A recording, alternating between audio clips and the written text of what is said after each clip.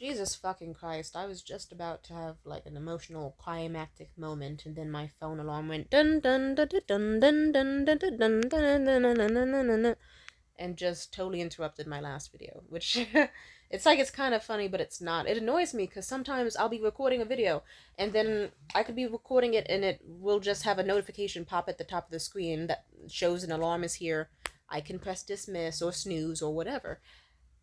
And then sometimes it'll just black out the whole fucking screen and then end the video like that. So now I'm sorry, but thank you if you managed to see this second part.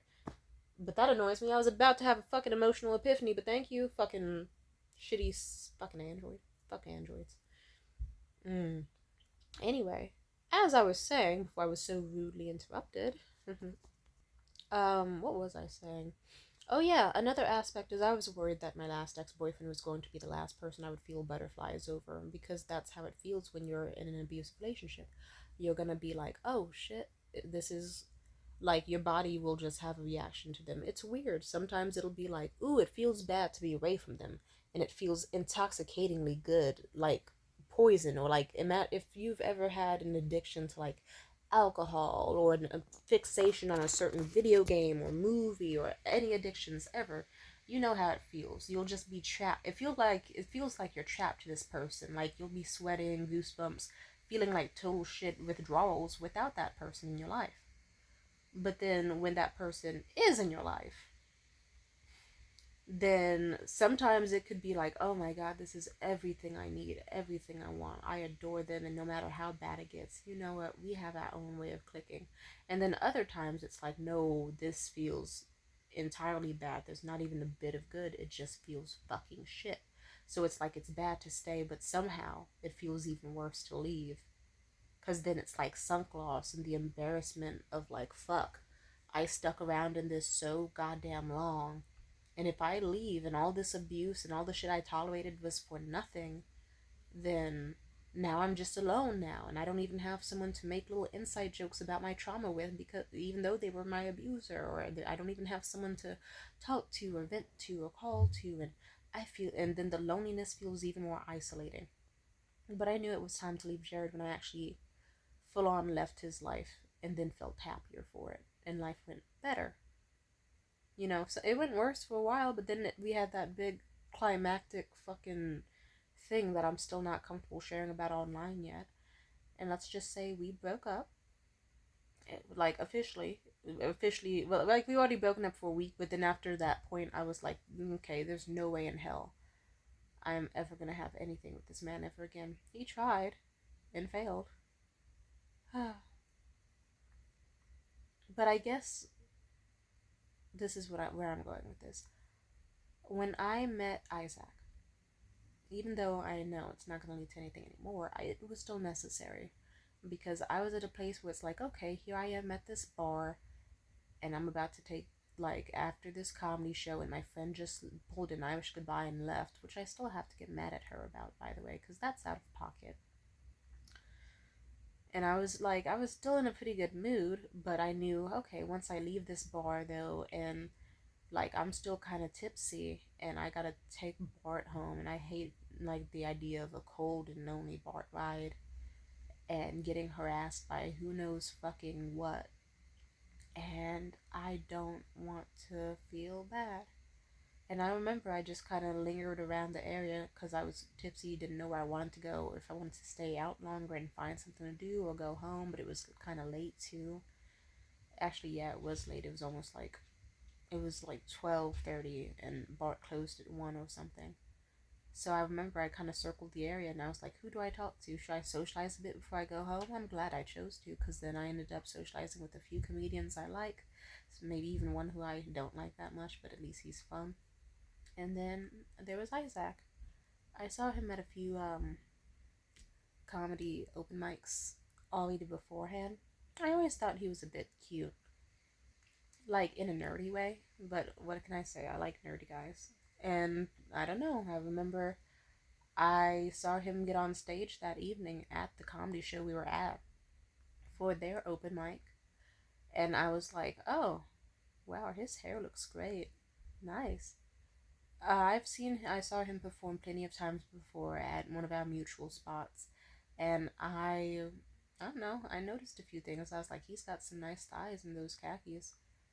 He has some nice strong shoulders. I like that his nose is nice and pointy.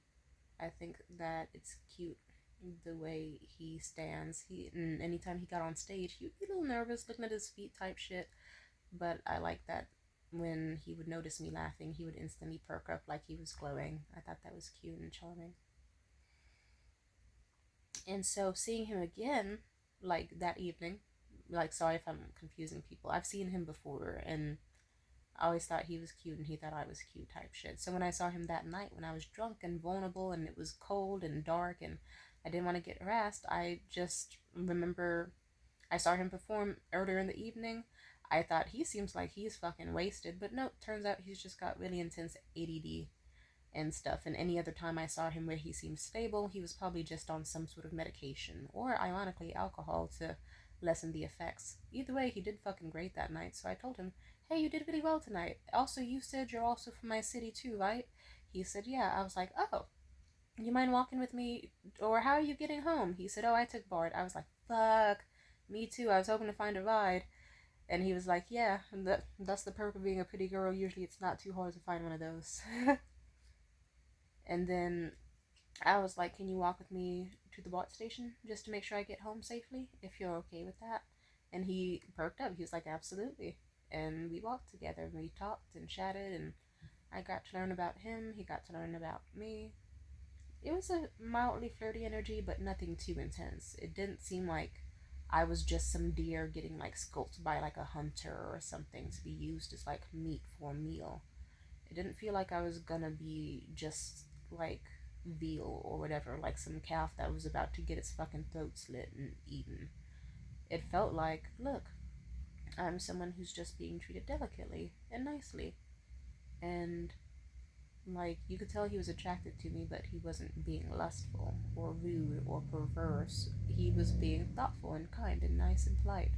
I know that's how they always start off, but I thought it was nice that he was vulnerable and we talked about certain things, and I didn't realize how badly I needed that.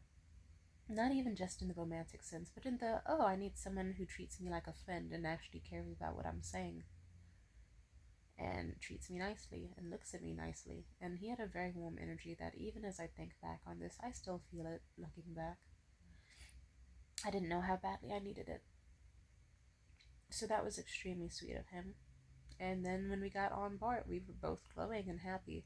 And of course, I am glad he got on board with me because, funny enough, we were on an empty train car talking. And this one guy with a bike, literally, this was kind of funny. Some guy with a bike just chose to move his bike all the way and then sit directly behind us and start loudly singing crack cocaine, I'm doing cocaine, we got cocaine, and then started unraveling plastic with crack rocks in it and crushing them up and just eating them. I didn't know that was a way you could do crack. And then he was staring at me. So I'm very glad that I had a guy, a 6 foot tall guy, nerdy or whatever, still broad shouldered and cute, still there to like get me home safely. And then, funny enough, like any opportunity he could have to talk to me longer, he took. Like, I was like, if you want, we could get off at this station and then, like, have extra time to talk if you want to have a little walk and stroll, sober up a bit, or we could get off at the one that's closer to where we both live if you want. And he chose the one that gave us more time to talk, and we joked around and had fun. And even if we really didn't want the conversation to end by the time he actually brought me to my place, a part of me wonders if I did the right thing by hooking up with him, but either way, I don't think we would have been able to date. Or who knows, maybe there's some alternate universe where I said, yeah, dude, I'm still celibate unless a guy is putting in the groundwork to actually be like a provider type or like actually has like a job in place and does this or does that. And I wonder what would have happened. And maybe we would have never interacted again. Maybe we would have been friendly and flirty, but like not gotten anywhere until he got a job. Maybe we would have never spoken again. Maybe we would have dated. I don't know. all I know is I got to, since I took the path I did, even though the sweetness is no longer there, it still lingers, and that's what I needed. So yeah, it's like, okay, I still got to win in the end, because it's like he still got me a little gift, and I got to know he has a nice boomerang shaped dick. Very nice. I'm blushing thinking about it. It took like 4 days or more to get over it because we did it on Friday and now it's Tuesday and I'm only just now starting to fully forget about it. um, and yeah, I guess I needed that. I'm saying I really needed someone who was going to give me butterflies and show me that, hey, your last ex is not the only man in the world who could treat you nicely or matter to you. There's plenty of other very nice men out there. And I'm glad that my ex, I was really worried, is what I'll say. So it kind of felt like, oh, he's helping me untangle, like thinking the only person who can have good sex with me is my ex. But the only person who can make me feel good or special or thought of or cared for or maybe a little appreciated and make me blush and make me feel a certain way. And it just felt to have a new person to think about 24/7 that wasn't just like, ooh, here's my ex who damaged me. Instead, it's like, ooh, here's a very tall, attractive man who makes me smile and blush, and he didn't even need to do much. And now I'm thinking about him endlessly as like a replacement for the bad thoughts.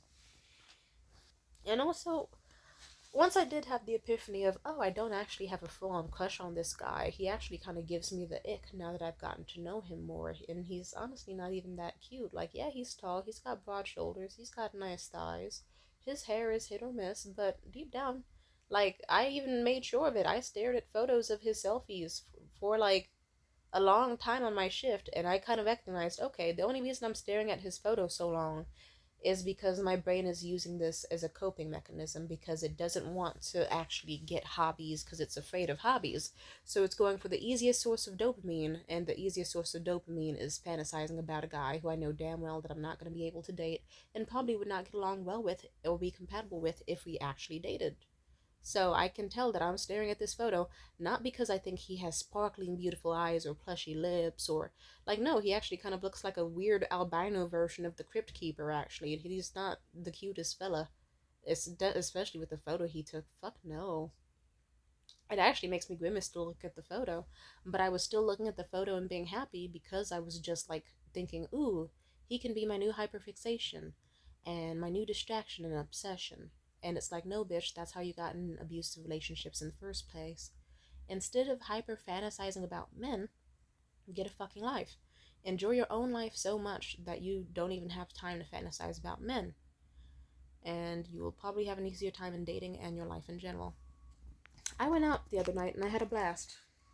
I got invited out to a nice show. I had some great drinks, great food. I met some really great people, had amazing company, and guess what? I met new people who gave me butterflies and flirted with me and told me nice things, platonically or romantically, and it felt fucking great. And that's what I needed. And I just, because I recognized, okay, I don't truly have a crush on Isaac. He's actually kind of like, he ain't all that I thought he would be, but I'm still glad we did our thing.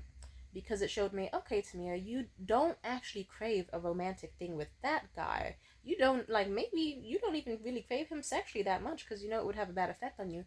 You crave the feeling of companionship, the feeling of camaraderie, and like multiple friendships and excitement. You crave joy and dopamine and stress relief and people to talk to candidly, people to get to know. That's what you want. So you should probably foster hobbies, get some new interests, get some new motivations and some friends, go out on some new dates with people, just casual things. You will probably feel a whole lot better. And I did last night. And I remember I woke up this morning, I forgot Isaac's fucking name again. I was like, oh, who wants to think about a dick all day when I can think about the fact that I had a Manhattan for the first time last night and how that paired well with the sliders I had and the bomb ass food I just enjoyed and all the cool people I met from like years before to present day and the jokes I heard and the beautiful scenery of the new place I tried out. Sometimes I get afraid of trying new things, because I don't know, I'm afraid it'll turn out badly or I won't enjoy myself. But then that's why I'm glad I also have friends or people who also want to try new things so that I can't stop myself even if I wanted to. Because it's like, hey, my homegirl's parked outside, so let me toss on that wig and the cute outfit and have a blast. Also, besides, even when I met Isaac at the function, the comedy spot, I remember I was like, you know what? Like, Kelsey's the one who got me out. She was like, hey, girl, I heard you're going through it. And I was like, yeah, I was suicidal as fuck. Chose not to do it, though. She was like, yeah, that fucking sucks. You want to come to this comedy show with me? And then we just enjoy the show and embrace it? I was like, yeah, sure, fuck it, why not? Okay. And then we went out and we had a blast. It was wonderful. And then when she left, like, even so, I'm still glad she got me out in the first place. So everything still clicks into place. So if you're really thinking, am I really into this dude that much? There's a chance you might not be.